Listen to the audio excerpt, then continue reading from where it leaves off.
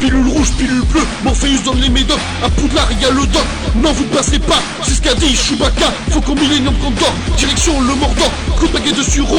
Les Avengers prennent la de l'eau pour aller dans le passé. Repartir à Crystal Lake, pour repartir en colo. Boum, l'étoile de la mort, crossover avec l'agence touriste. Harry Potter se fait saisir par le fisc, c'est comme ça que je m'en sors.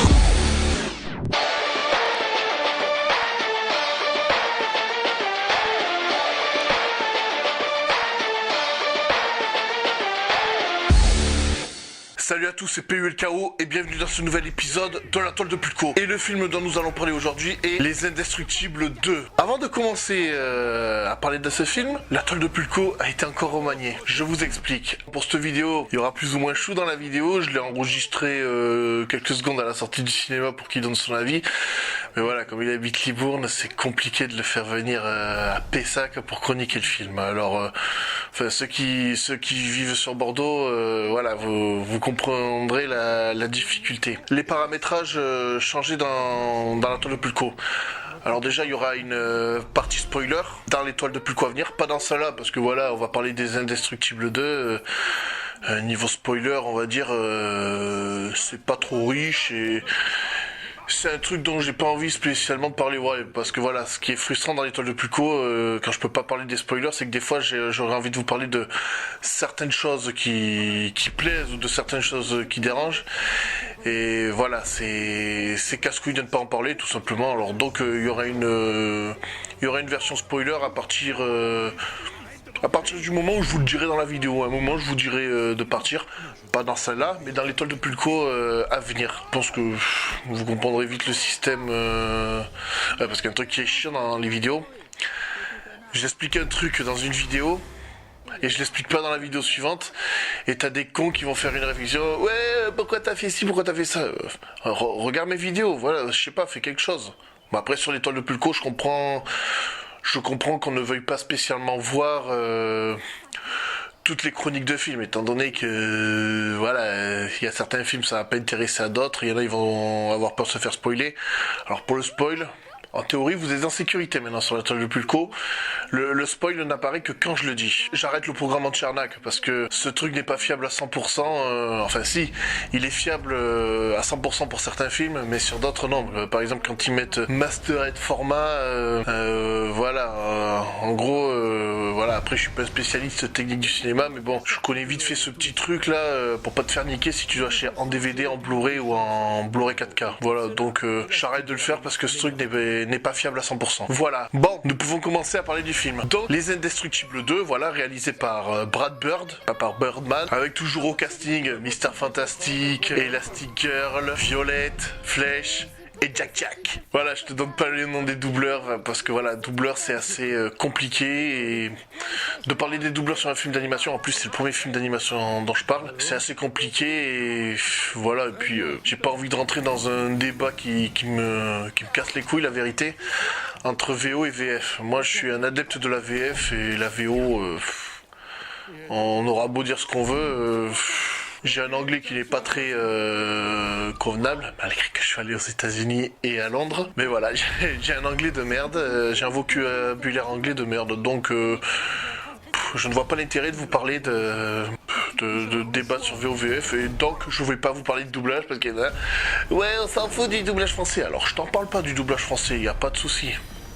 Voilà, bon. De quoi parle ce film? Alors ce film parle exactement... Dans le premier film déjà il y avait une loi qui disait que les super-héros n'avaient plus le droit d'exercer. Et alors il y a un truc qui est marrant avec cette loi. Bon, c'est pas un spoil, ils disent ouais mais vous faites des dégâts quand vous faites ça, on est couvert par des assurances. Et au final le pire c'est que c'est vrai. C'est que c'est vrai, ils sont couverts par des assurances en cas de dégâts, mais quand même.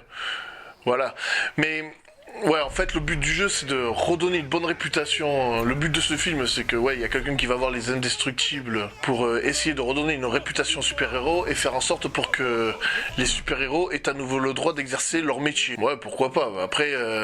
Après, c'est un Disney. Ça reste loufoque comme scénario. Ça reste loufoque. Alors, nous allons parler du cahier des charges maintenant. Alors, qu'est-ce qu'on a besoin dans le cahier des charges des Indestructibles 2? De l'humour, de beaux graphismes, une bonne histoire. Alors déjà, pour ce qui est de l'humour, là on est servi, voilà. Il y avait longtemps qu'un Pixar ne m'avait pas fait autant rire, voilà, je dois le dire, parce qu'entre les Cars et les Wall-E, etc., voilà, ces dernières années, j'ai pas pu trop me marrer sur un Pixar.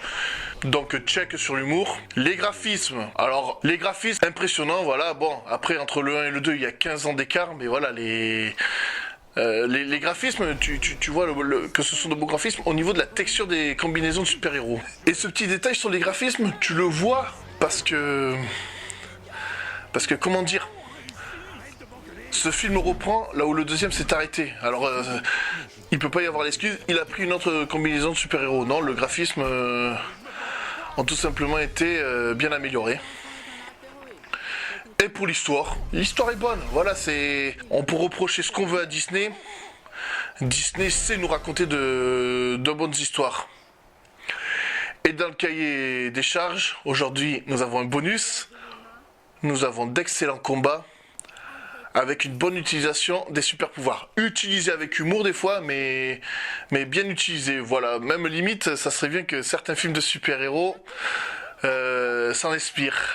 N'est-ce pas Justice League? Je vais pas enfoncer le clou. Alors, qu'est-ce que je pense de ce film? Le film est excellent, presque aussi impactant qu'un vrai film de super-héros. Ça, il faut le noter. Comme je le disais, la texture des costumes a été améliorée, donc le reste du graphisme aussi. Voilà, franchement, rien que le nouveau costume d'Elastigirl, déjà, j'ai quand même rentré dans un point négatif. Elastigirl est trop mis en avant.